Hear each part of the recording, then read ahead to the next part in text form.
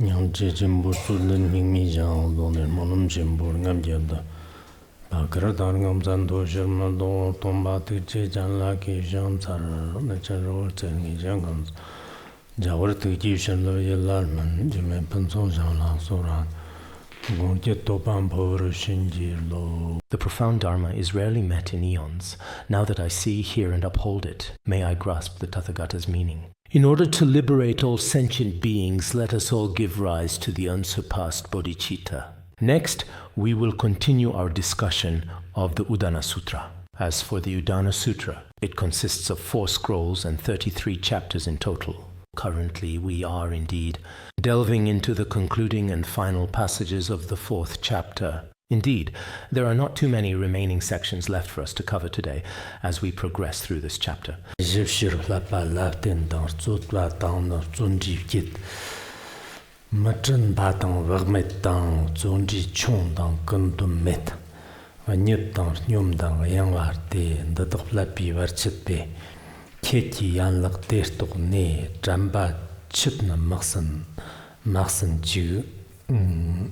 are 2 verses below.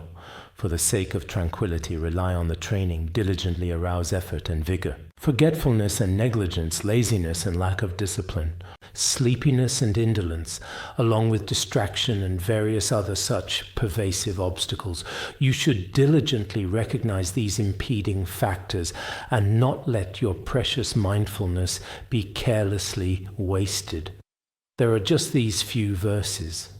The main point here is, let me first talk about the related story. This particular event mainly took place in the ancient city of Rajagra. There were some newly arrived bhikshus. The newly ordained bhikshus at that time respectfully asked the revered Buddha, if we sincerely desire to study, how should we properly learn the correct and authentic Dharma, and simultaneously, how do we effectively eliminate all forms of spiritual obstacles? During the entire process of learning, how exactly can we truly attain happiness in this particular way? In response to these questions, the Buddha spoke these 2 verses. The meaning of these 2 verses is quite simple and straightforward. For the sake of achieving tranquility, it is important to rely on the training. Here, as a practitioner, if you want to attain calm abiding, what does true meditative concentration depend on? It specifically depends on the additional details mentioned below. Whether you call them supports or conditions, among these, the very first is relying upon the training. As for relying upon the training, because one must diligently practice and truly abide in equanimity, one must eliminate those obstacles that are truly very difficult to overcome indeed. This is relying on the training, depending on certain trainings, and relying on one's wisdom to eliminate them. This reliance on the training. In the detailed Tibetan explanation and the accompanying verses, there are some slight yet noticeable differences. For example, in the verse, the specific word used for rely is indeed de, while in the commentary it uses dan. They're quite different, which seems to be explained as firmness. But if you look at it quite literally, perhaps the commentary at that particular time was a little bit inconsistent with the original meaning of the verse. So perhaps rely is more reasonable. Therefore, if you want to achieve calm abiding, you need to learn genuine meditation, relying on certain specific and specialized trainings. Among these trainings, there are also many important and distinct aspects. The following explains that, from a positive perspective, there are 2 main ones. One is diligence. As for diligence, it actually means truly transcending the earthly desires of the desire realm completely, and refers to eliminating what should be abandoned in the desire realm. One should diligently practice and study. Then as for exerting effort, because effort is the root of all virtues, if you have effort, it can truly dispel all poverty, as vast as the boundless ocean, and serve as a precious, sturdy boat to help one cross the immense ocean-like suffering. Therefore, one should diligently learn and cultivate effort. This effort, in fact, is absolutely indispensable and critically important in the entire process of study and practical application. These are the things that need to be done. As for what should not be present, one is forgetfulness. If we are forgetful, we often find ourselves losing all our mindfulness completely. We lose the crucial ability to observe and understand our own mental continuum. As for negligence, we tend to become very lax and negligent in consistently practicing virtuous deeds and actions. We are often robbed by the thieves of afflictive emotions. And then there is laziness. In the verses, it is described as lacking diligence or having little diligence. In fact, the opposite of diligence is laziness. If one is lazy, both body and mind become very slack. In the Bodhicāryavatara, it also mentions 3 types of laziness, especially if you belittle yourself. It is really impossible to achieve good results in practice. And if there is no discipline, because the 3 doors, body, speech, and mind, are not tamed, one does unwholesome actions, unable to practice the true Dharma. And then, regarding the aspect of sleep, the commentary explicitly states that sleep is simply just sleep. It profoundly means having a deep fondness for sleep. The Indian commentaries also state that sleep is just sleep. Everyone should be aware of this. I won't explain it further. Sleep is just sleep. Everyone should have a clear understanding of precisely what sleep truly is. As for the state of lethargy, both the body and the mind are rather fragile and feel utterly powerless.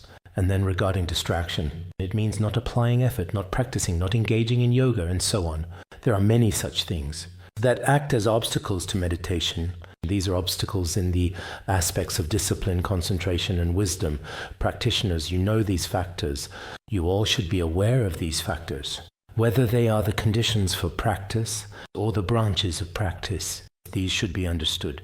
In general, please do not let your precious mindfulness be wasted, ever. Our mindfulness of the body, the 4 foundations of mindfulness, and so on, or the mindfulness of observing our 3 doors, body, speech, and mind, in daily life, it should never be wasted at any time. Or, as it is referred to here, this wasting means that mindfulness should not be lost.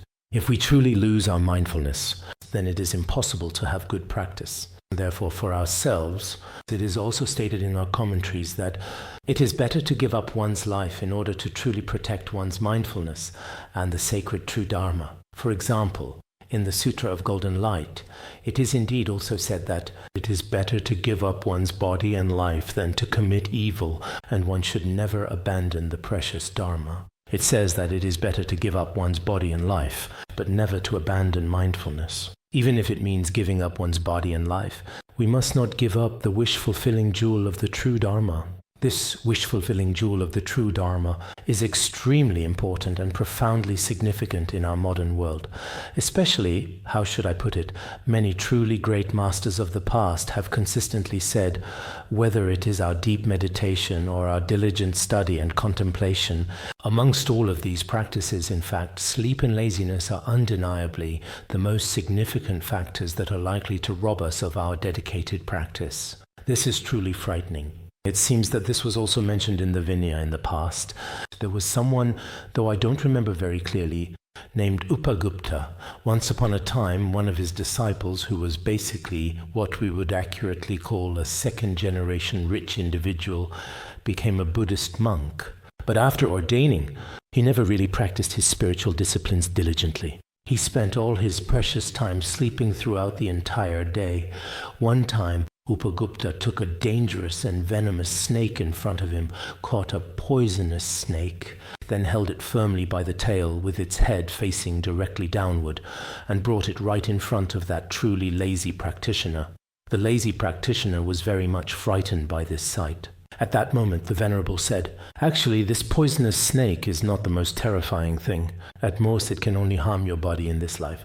What is truly the most frightening is that you spend every day sleeping and being lazy. That is the most terrifying thing." Later, it seems that the snake was carefully placed right next to where he practiced. It was placed next to his meditation spot. On one hand, seeing the poisonous snake made the man afraid. But on the other hand, because the Venerable had just taught him that what is even more frightening and dangerous than this poisonous snake is our laziness in practice. He then began to study very diligently. Later, he also attained the noble fruit. This should be recorded in the Udāna Sūtra. It should be mentioned in there. And it seems we've talked about this before, haven't we? In the Sutra of Buddha's last teaching, remember, fire of impermanence burns all worlds. Seek your own liberation early, do not sleep. This means we maintain awareness, impermanence. If there is this ever-present fire of impermanence that is always there, it will burn the entire world to nothing. So rather than waiting, now that we have obtained this human body, we liberate and save ourselves and help liberate sentient beings. Therefore, it is crucial that we do not indulge in excessive sleep. Nowadays, many of us, and I personally feel that perhaps some of our Dharma friends are sleeping for too long, because the very best and most opportune time, whether it's diligently reciting sacred texts in the early morning hours, or consistently practicing and honing your skills in the morning. If you go to bed very early at night, especially now, it's quite a bit difficult for us indeed. Even if you want to go to bed early, it's a bit hard. So some people have already gotten used to it. And sleep has always been a bit of a problem.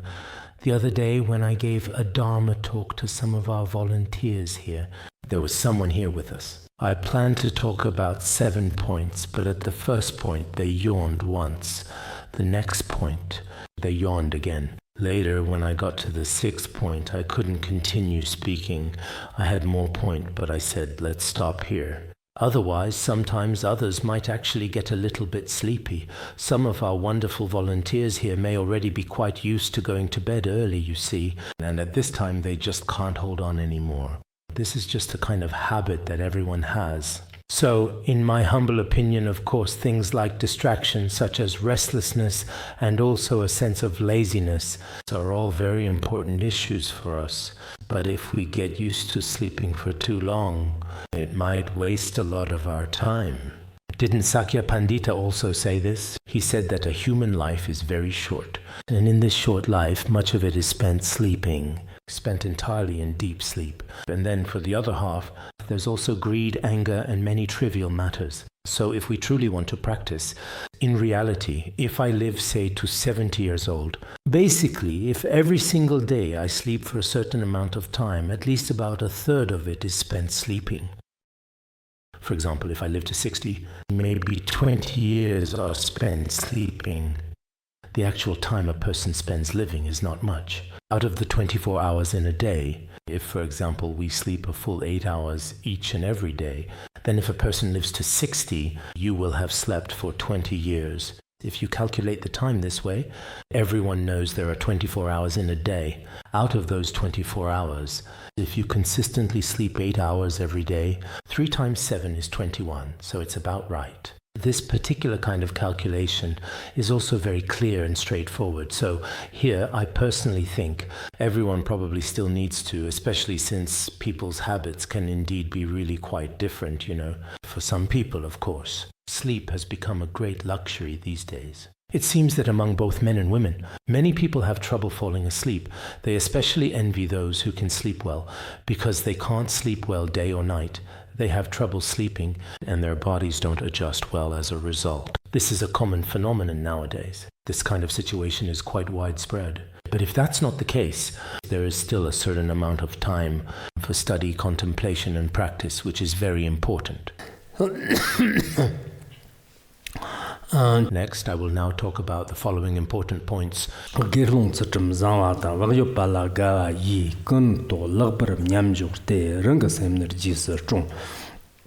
bhikshu who upholds pure precepts truly delights in discipline and is not careless or negligent, practices all forms of concentration, well and diligently guards his own mind. Here, the main point is, yes, his story seems to be primarily about Anathapindika, who had 4 sons, each of whom possessed distinct personalities. As for these 4 sons, each and every one of them exhibited some rather unreasonable and peculiar behaviors. One individual was notably indulgent and remarkably negligent in their personal conduct. Another person seemed to have improper relations with the wives of other individuals, often engaging in such morally questionable misconduct. Another individual had incorrect views and mistaken thoughts. Other than that, there was also one who had lost his mindfulness. So in this situation, these 4 people, Each individual had 4 distinct and different afflictions or faults. The Buddha, in his profound wisdom, spoke this verse in response to these issues, because among them, there were basically 4 distinctly different types of dharma that existed. Originally, this was about the sons of a merchant, and each of the 4 sons had a different issue. But the Buddha truly brought his profound teachings into the great monastic community and explained to the monks that these unreasonable behaviors, if present, would prevent progress in practice. That is the meaning here. Here, the term actually refers to the monks. So, one must uphold the precepts, take joy in diligence, and avoid negligence. Also, one should cultivate concentration well and protect one's own mind carefully. These are the 4 essential aspects. The very first is called upholding the precepts. As a monastic monk or as a dedicated lay practitioner, one should strive to observe at least the 3 refuges and 5 precepts or more precepts. Because precepts are like the adornment of one's appearance, like a beautiful vase, like nourishing food. They possess many such merits, as it is also stated in the Buddhist scriptures. All sentient beings, forests, and trees rely on the earth in the same way. All virtues depend on these precepts. As in the Nagarjuna's letter to a friend, Bodhisattva Nagarjuna taught that the very root of all movement and all stillness is indeed the earth itself. It is precisely just as described here. These precepts are the fundamental foundation of all virtues. Therefore, it is absolutely essential that we uphold pure and subtle precepts with utmost diligence. This is the very first point. Second, at all times we should always behave naturally. Feel a sense of joy in being vigilant and not negligent.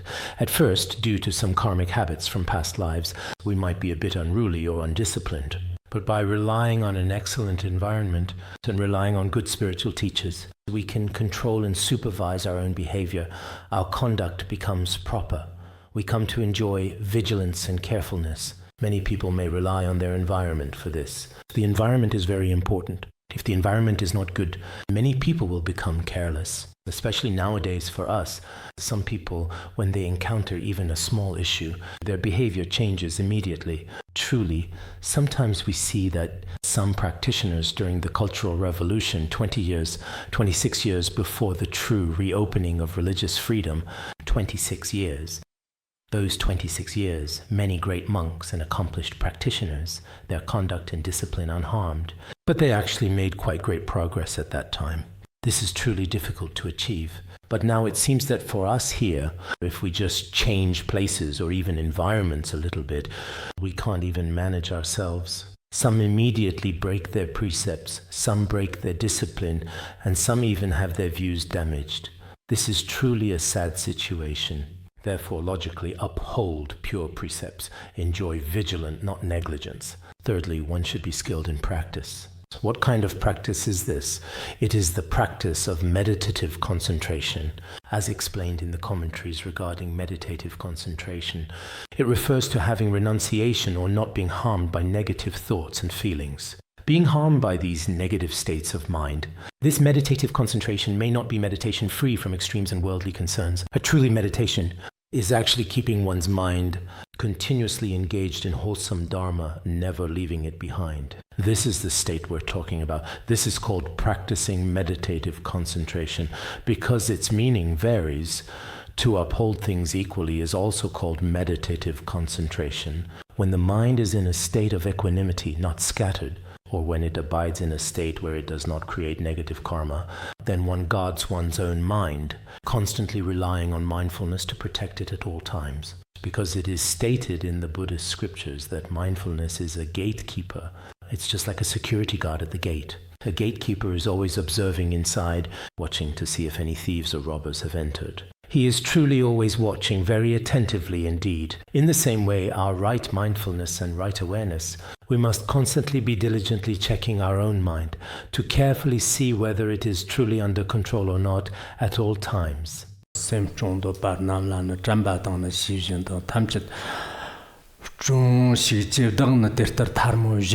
palms joined, I sincerely urge those who wish to protect their own minds should strive to always guard mindfulness and awareness. In our Bodhikaryavattara, when it discusses the chapter on mindfulness and awareness, Bodhisattva Shantideva says, to guard their minds, you must protect mindfulness and awareness. On this point, I join my palms and earnestly request you. Therefore, if we truly want to protect our minds and our overall well-being, as practitioners, mindfulness and awareness are very, very important. Once mindfulness and awareness are truly lost, it becomes indeed very difficult to accomplish many other things. Ultimately, mindfulness and awareness means to frequently remind yourself, I am a practitioner, I'm a monastic, or I am this or that. For example, I am a member of this translation class. Some of my actions might be noticed by others, and they may not be dignified. I myself might not be good, and others might also be affected negatively. If you guard yourself this way, you see originally people like Nengal and King Jimen and many others as well had all sorts of behaviors that were certainly not in accordance with the Dharma before. But later, when they truly practiced themselves, in the end, they became genuine practitioners. So, as the saying goes, to err is human. Who can be without fault? People are not truly all sages or virtuous from the very beginning. They are not saints at all, indeed, actually. So how could there be no mistakes? If faults, forgiving or resolving them, it's acceptable. Therefore, we should often diligently guard our own minds with careful attention. If we consistently do this important work, our spiritual practice should indeed be successful and fruitful.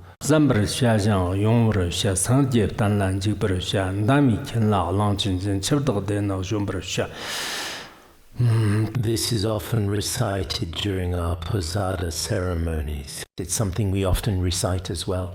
Originally regarding this verse, these two verses were not particularly easy to understand, but when I was translating this sutra that day, I truly understood it fully and completely. So this is how the verse is explained. Perhaps many monastics recite it every day, reciting it 2 or 3 times every month, repeating it. But in fact, when it comes to explaining it, some parts are not so easy to explain. But this is truly just how it indeed is. Therefore, one should diligently and earnestly renounce the household life and enter into the profound Buddha's teachings and the sacred Dharma. Just like a powerful elephant utterly destroying a fragile thatched hut, one should completely crush the formidable army of the demon of death. As for this specific case, it is understood that this event should have originally taken place in the city of Udāna, where there once reigned a king named Xiandao. I actually seem to remember that particular verse, in fact. In our commentary is explained rather briefly. But previously, in the Vinaya of the Sarvastivada school, there is a more comprehensive and detailed account of it. It seems that back in 2021, when we were teaching the entering the way of the great vehicle, I used it, and I mentioned it, in the entering the way of the great vehicle during the first few classes. This particular case, which is explained somewhat briefly here, is in fact just like this. Indeed, it is precisely as described. There once was a king whose name was Xiandao. King Xiandao, a powerful ruler, governed a country, a significant kingdom. What was its actual name? It was probably located in the region currently known as Pakistan. To the east of his kingdom, another monarch, King Bimbisara, held sway, who was also known as King Yingjian. He was also widely recognized as King Yingsheng, and he was additionally known by the distinguished name King Bimbisara. Furthermore, he held the significant familial role as the father of the king Ajatashatru.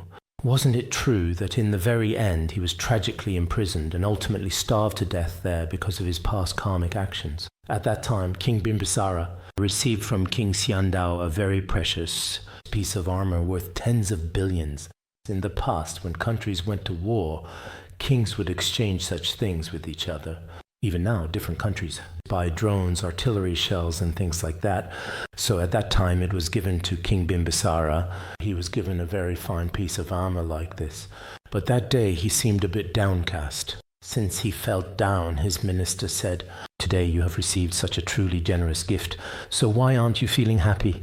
You should be absolutely delighted." He then replied, "What troubles me deeply right now is this. Because he gave me something so valuable, if I want to give him a return gift right now, I really have nothing suitable to give, so I feel a bit uneasy about it." This minister was very wise. He said that shouldn't be a problem.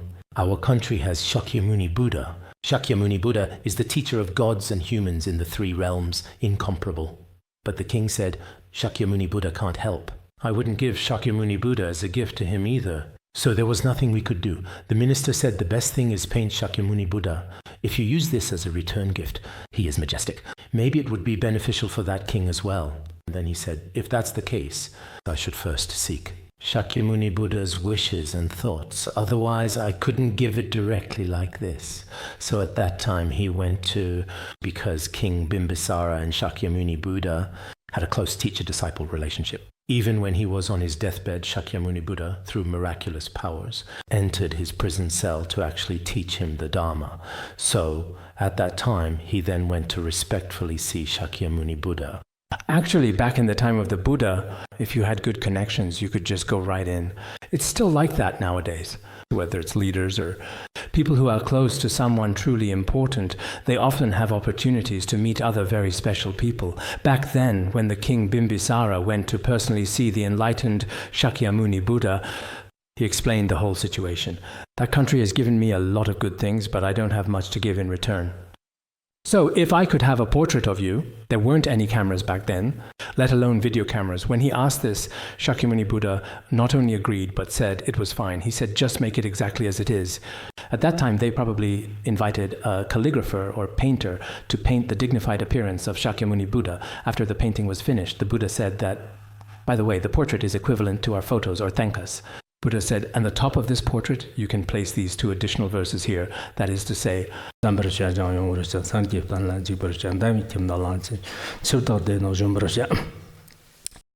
well as the you carefully and meticulously paint these two sacred verses at the very top of the thanka and place these lines up there.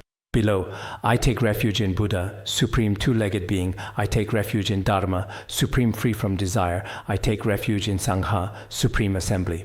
This is the verse for taking refuge in the three jewels. Then further below you write, no killing, no sexual misconduct, no stealing, no drinking alcohol. No killing, stealing, sexual misconduct, lying or drinking alcohol, this part. Then below that is the 12 links of dependent origination, from ignorance to old age and death, absence of ignorance to old age and death. The 12 links of dependent origination. You can ask him to, actually our thankas nowadays, we can also paint it like this. At the top, in our current thankas, at the bottom there is do no evil, practice all good. This part is present, but the part at the very top is relatively rare. In our current thankas, there are only some verses at the bottom, but nothing at the top. In this particular story, there are 2 verses at the top. And at the bottom are the 3 refuges, the 5 precepts, and the 12 links of dependent origination. After the Buddha gave his permission, King Bimbisara was very happy at that time. And then he brought it to King Sendao. King Sendao received it from him. But when he gave it to him, actually his country was quite remote at that time. He had never before heard the name of Shakyamuni Buddha, nor had he ever seen him. Then, when he saw this image, it was so majestic that he was delighted. Wow, it was wonderful. He was happy. But he didn't know what it was, or who this person was. Others told him that this was Shakyamuni Buddha. Then he took this image, maybe it was the person who brought it at that time. It seems it wasn't given by the king himself, right? I've forgotten that part of the story, but the king asked others. He would then know that this was Shakyamuni Buddha. And the principles that Shakyamuni Buddha taught, after the king heard them at that time, and actually the following part is about wishing for lay people to become monastics and to subdue their own minds according to the monastic precepts. That's roughly what it means. But on that very day, the king, on one hand, looked at the image, and on the other hand began to contemplate the meaning of the 3 refuges, the 5 precepts, and the verses above. At that time, in a very short period, he and his entire retinue all indeed attained the noble fruit. So later, whether in the Vinaya, especially in the very specific Sarvastivada school, and also in some other various significant lineages, this was taken very, very seriously indeed. At the same time, we also know that when Shakyamuni Buddha was in the world, the image of the Buddha was permitted at the specific request of King Bimbisara at that particular time. Whether he was indeed his very first painter or the founder, it was King Bimbisara. When the Buddha was alive, this was permitted. Because nowadays, some historians question whether the image of the Buddha has any blessings or not. They say, it's just a piece of paper. There are all kinds of opinions about what's inside, but these are all completely and utterly heretical views. We've talked about this before as well. The statue of Shakyamuni Buddha made by King Udayana when the Buddha taught Dharma in the heaven of the 33, when he returned. King Udayana made a statue of the Shakyamuni Buddha. After Shakyamuni Buddha consecrated, he said, in the future this will be just like me, and will benefit countless sentient beings and so on. Regarding the verses here, our commentary contains a little about them, but perhaps in some places, especially when compared to the previous captivating stories, there might be some areas for further elaboration. They are relatively brief. Mainly it is found in the Udāna Sūtra, but in the Udāna Sūtra, the last two verses, when I compared them with the Tibetan version, at first I thought maybe I wouldn't translate them. Use the version from the Udāna Sūtra. In the Udāna Sūtra, some parts were translated by Yijing, and they're very good. But there are a few words in it. For example, earlier we mentioned ordination. The two Chinese characters for ordination, he accurately translated as renunciation, a significant difference. If it's renunciation, that interpretation is also acceptable. But in Jikai's detailed commentary, it's clearly stated as ordination, and so on. This particular point is also the primary reason for retranslating it. Now, if we explain it literally, one should diligently and earnestly renounce the household life and enter into the profound Buddha's teachings and the sacred Dharma, just like an elephant destroying a thatched hut, crush the army of the demon of death. This means that as practitioners, we should be diligent. Diligent in what? Taking refuge, receiving the 5 precepts, and also practicing the teachings of dependent origination. Just like what was mentioned earlier in the previous case, we should also be very diligent in this particular regard. It is exactly the same. There are also some commentaries that say we should first be diligent in the 3 essential trainings of discipline, concentration, and wisdom. Be diligent in these practices. That's how it is. And as for ordination, it's best to become ordained from among the lay community. If you become ordained, you attain opportunities for practice and liberation. If you remain a layperson, some opportunities for practice are not available. Of course, if we have the conditions to become ordained, such people should cherish it. One's ordained status is extremely honorable and noble. Moreover, when practicing as an ordained person, there are convenient methods available. If the necessary conditions are not in place, it's fine to remain a layperson. Because nowadays some people don't examine themselves, decide to become ordained. But in the end, it seems that many things, such as family debts, are left unresolved, and family members do not consent to this decision. And as a result, many troubles arise. This could actually become an obstacle to one's practice. And of course, everyone's situation is different. So whether one chooses ordained or to engage in diligent practice, both are good. Once you have entered into ordination or taken refuge, you have truly entered the vast ocean of Buddhism. The main essence of this ocean of Buddhism is listening, contemplation, and practice. In the process of practice, one attains a certain level of realization. This is the fundamental purpose of entering the Dharma. So, what is this comparable to? It's like a truly wild and untamed elephant, a beast that possesses immense power and can actually destroy. Destroy what exactly? It can easily destroy a house constructed of reeds. These natural reeds themselves are inherently not very sturdy or robust to begin with, and if a mad elephant charges out with immense force and determination, then there's no need to say more. Everything will be destroyed.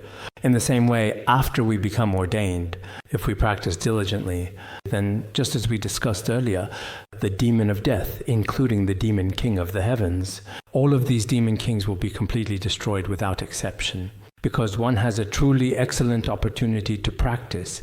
Having successfully gained this precious chance to practice, one genuinely does not need to fear death.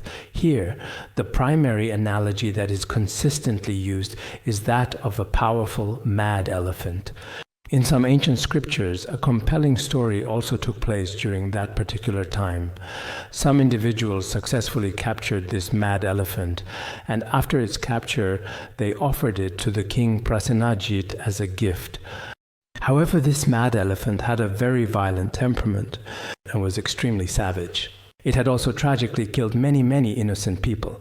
Later, after it was formally handed over to the powerful King Prasenajit, the situation began to change. King Prasenajit locked it up in the courtyard, tying it very securely and tightly with strong ropes. Then he invited some experienced elephant trainers to tame it. At that very moment, it seemed that the mad elephant was especially wild and uncontrollable. Generally speaking, when it came close to the elephant trainers, it was very difficult to tame and posed quite a challenge. At that time, it seemed that King Prasenajit and his people were often at war. In fact, when they actually fought wars in the past, there wasn't truly much else involved. But when that mad elephant was used in a battle, it was extremely formidable. At that time, the Vajrasana Stupa in India, the Migadaya Stupa, Nagarjuna Bodhisattva specifically built some stone railings, stone fences, which some people say are original, while others say they were added later. But regardless, if we want to protect the supports of the three jewels, the threat posed by the mad elephant is the greatest. When the mad elephant was confined inside at that time, if the elephant trainer tried to tame it, it was quite difficult.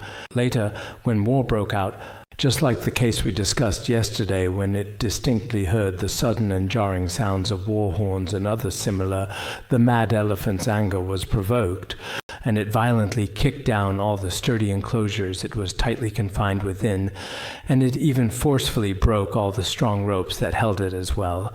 Immediately after that, it started to break out completely on its own. And once it got out, it began to quickly run toward this very place. Some later historical accounts of the story, however, indeed are not very clear about what happened next. But some Buddhist scriptures also describe it this way. So using this analogy, when the mad elephant breaks out, it is extremely violent and truly terrifying. In the very same way, when we cultivate ourselves, whether by ordaining or by diligently studying Buddhism, if we truly develop even a little bit of this courageous power of wisdom within our own mind streams, if we have this, then worldly afflictions like greed, anger, and ignorance, or the inevitable experiences of birth, aging, sickness, and ultimately death, these armies of demons that have troubled us through countless lifetimes can be easily destroyed. So this is extremely important. This is something that we typically and habitually consider. We often recite this. Back when the Venerable Khenpo Gado was still around, he would often recite this particular verse. Sometimes I often think of Khenpo Gado. Khenpo Novu and the others should know about him. Khenpo Gado sometimes really liked this particular kind of thing. There were many distinct white marks clearly visible on it. We truly enjoyed and often liked to carefully look at his copy, examining its details with great interest. He would often do this. At that time, right after His Holiness finished teaching the class, Khenpo Gado would conduct a rather large-scale review session. And during the review sessions, those circumstances and various situations, sometimes even now, these particular things still frequently come to my mind. Some things about Khenpo Gado, including his recitation of the precepts, and sometimes when we would often run into him on the road, we would frequently ask him about many different questions with genuine interest.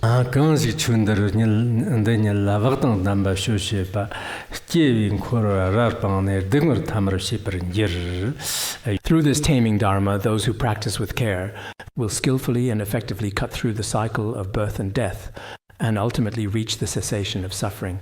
After finishing this profound verse, that's perfectly fine too. Regarding this profound verse from the text, what exactly is the author attempting to convey or discuss here, and what lessons should we draw from it? Through this taming dharma, those who practice with care, the true meaning is, through this, here refers to the profound and sacred teachings given by the enlightened Tathagata. We analyze them here, and when we carefully analyze, it's truly about the discipline of taming the mind. Actually, when it comes to the important discipline of taming the Buddha's Dharma, it can truly help everyone to avoid faults, or help everyone adjust their mental continuum, or use the Dharma to tame the mind, not to tame it with brutal military force and unnecessary violence.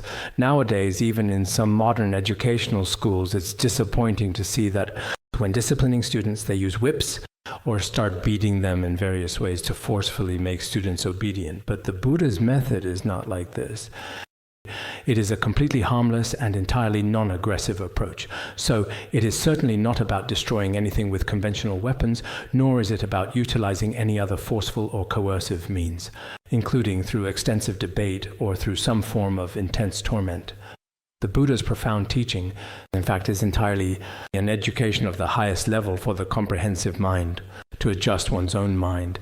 So in many different stories and cases, it is often also frequently said that, for example, with elephants, they use whips, various sharp knives, pointed chisels, and other formidable weapons specifically designed to cause them harm and thereby bring them under control.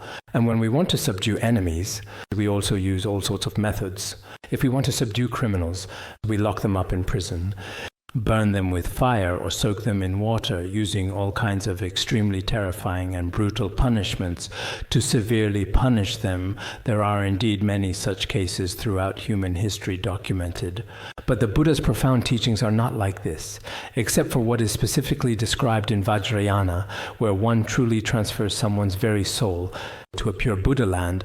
There is a so-called subjugation method. Aside from that, all methods are very gentle and very soft approaches. So whoever truly relies upon such methods to guide people with the Dharma must always act with great caution and considerable care, and with profound understanding, with careful conduct. Stay away from all evil deeds, stay away from all negligence, and avoid anything not in accordance with the Dharma, such as killing others, but rather through spiritual practice. The point is that anyone, if they use the Dharma to guide and teach others, should do so entirely with genuine compassion, without causing any harm, or with a mindset that truly benefits all sentient beings. We should act in this way to guide others. In fact, when we have the opportunity to promote the Dharma in the future, this kind of approach is indeed very important. Because within the precepts, it is also taught to refrain from all evil and to practice all good. To uphold the 4 practices of a Shramana, everyone is well aware of this. But nowadays, some behaviors of Buddhists are rather rough, or to put it another way, are entirely worldly, like an eye for an eye. If you don't harm me, I won't harm you. If you harm me, I will harm you in return. Such an attitude is definitely not the true and authentic Dharma of Shakyamuni Buddha, because in our Udāna Sūtra, it actually embodies the profound spirit of the first turning of the wheel of Dharma. However, if we delve deeper and explore the profound teachings of the Bodhisattva vehicle, there truly is no such method. Therefore, such behavior, if we truly practice in accordance with reason and Dharma, and subdue our own minds in our conduct, we can sever well. And to sever well means to cut off completely, leaving nothing behind. What exactly do we cut off? The continuous cycle of birth and death, known as samsara. It seems that in the Tibetan language, but in the commentary, both birth and death are explicitly included. If there is birth, there will definitely be death. Therefore, in the verses, sometimes the phrase cycle of birth and death is also added, which makes the translation a bit better. So it means the cycle of birth and death. Because if we completely cut off the entire cycle of birth and death, we should certainly truly attain this result of being truly free from all suffering. Ultimately, we reach the complete and final end of suffering. In the end, we attain, whether it is remainderless nirvana or remaindered nirvana. In Mahayana, it is also called the nirvana of true nature. What is being discussed here is that there are 3 ultimate attainments of nirvana. This means that all of these things in the world, whether it is the suffering of change, the suffering of formation, or the suffering of suffering itself, all kinds of various sufferings, in the end, true liberation is attained. Actually, in our lifetime, whether we truly uphold the precepts well, or practice the Dharma diligently, or cultivate bodhicitta and the Mahayana view of emptiness, if we can truly, in this very life, eliminate all the seeds of samsara and cyclic existence, and attain Buddhahood, accomplishment, or enlightenment in this very life, all of these are extremely important. However, if we are rather distracted by other things, because life is very short. At the beginning, many of us may be busy with all sorts of worldly matters. And even though we study, reflect, and practice when we are young, spending our days debating and taking exams, we do not truly practice well. In this precious life, we do not know whether we can reach the true nirvana, the other shore beyond the edge of suffering. This is hard to say, but I think perhaps the truly most important thing for all of us here, among all Buddhist practices, is absolutely observing and examining our own mind. This may be very important. At the very least, we should have some understanding of the mind. Many people are here, and I do not know the specific situation of many of you present here today, because I see that many are relatively quite young. I truly do not know if you have ever really received it before, whether you have received some teachings in front of certain masters before, such as some helpful guidance texts which help us understand our mind. Actually, if when you are relatively young, you have not received these guidance texts, then when you reach a certain age, it is hard to say whether you will still have the opportunity. So many opportunities in this world can change in an instant and then disappear in an instant. Right now we can truly say that our Dharma center is currently in a relatively prosperous period. Although some people may just be facing all kinds of many farewells and facing all sorts of situations, at least there are still some people who have the opportunity to cultivate bodhicitta and renunciation.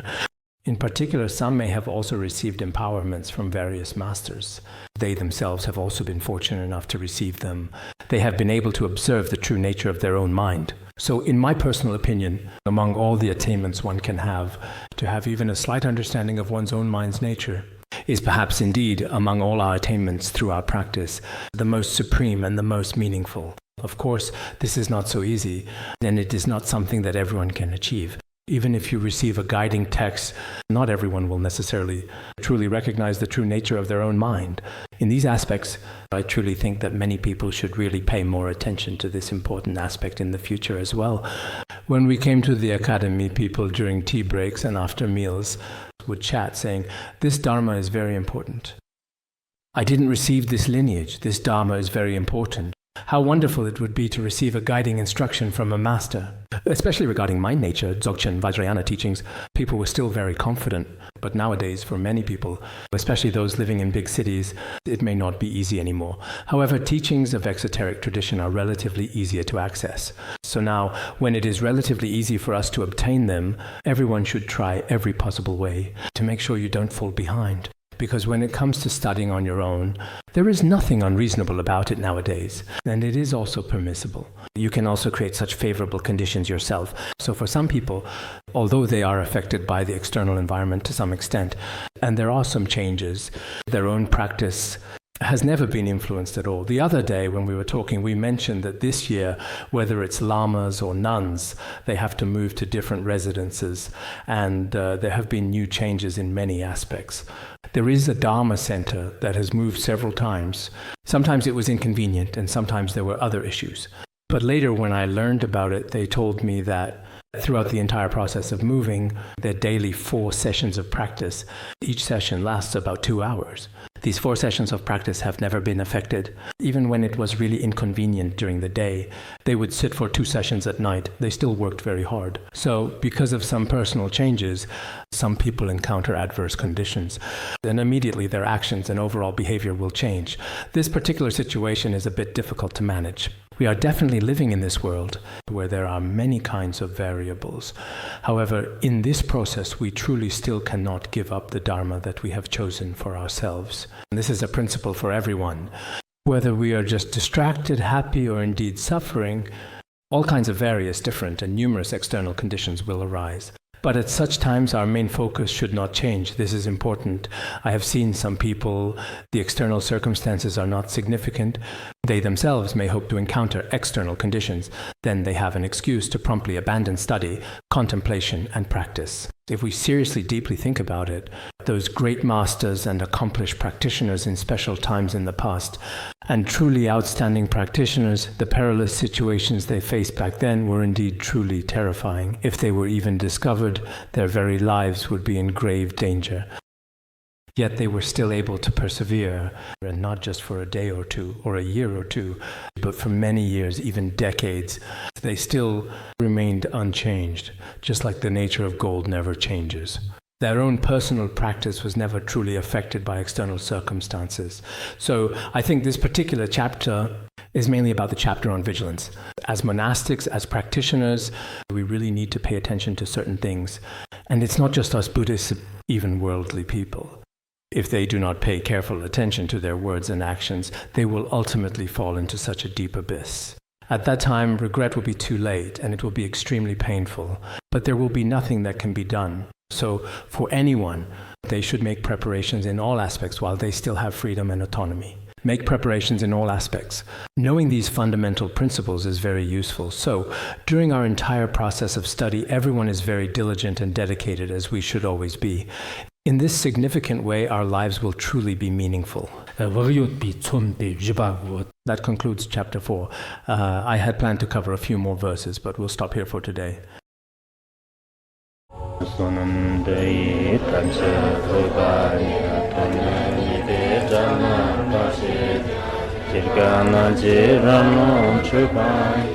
Sūtra